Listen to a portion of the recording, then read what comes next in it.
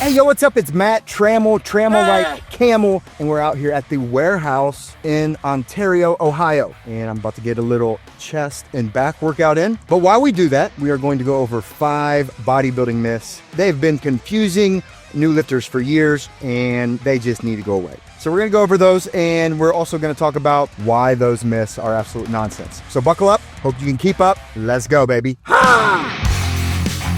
All right, let's talk about myth number 1, shall we? So there's a myth that you always have to lift heavy to get bigger muscles. Hypertrophy, it's a fancy word for getting your muscles bigger. Studies have found over and over and over again that you can be at 60 to 70% of your max, and as long as you're doing your reps close to failure, you're gonna get the same results as if you were doing stuff that's 80 or 90% of your max. So the real key is going to failure. That, my friends, is where the magic happens. And guess what? If you just lift heavy all the time, I promise you that you're gonna get hurt. It's not if, it's when.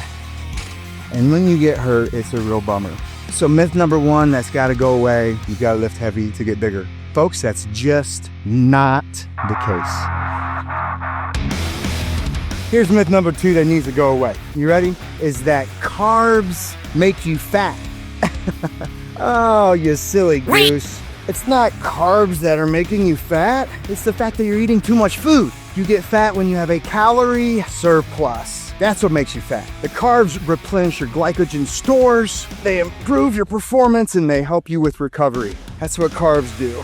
There's no question that a low-carb diet will help you lose weight. However, if you're trying to be a bodybuilder, you have to have carbs. The key is balance. You need complex carbs. You need stuff like oats. You need stuff like rice. You need stuff like sweet potatoes. That, my friends, will allow you to pack some muscle on. It's not carbs that are making you fat. You just gotta stop eating so much.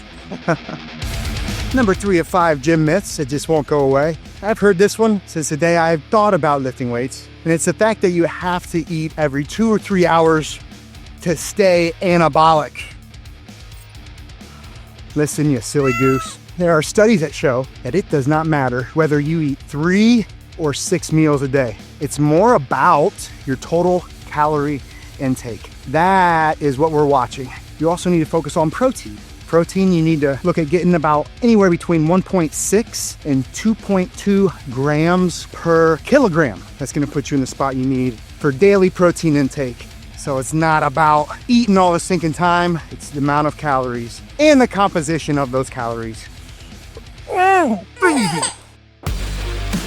Number 4 cracks me up because when I was a trainer, I got this all the time from my female clients. The myth is that if females lift weights, that they're gonna get big and bulky.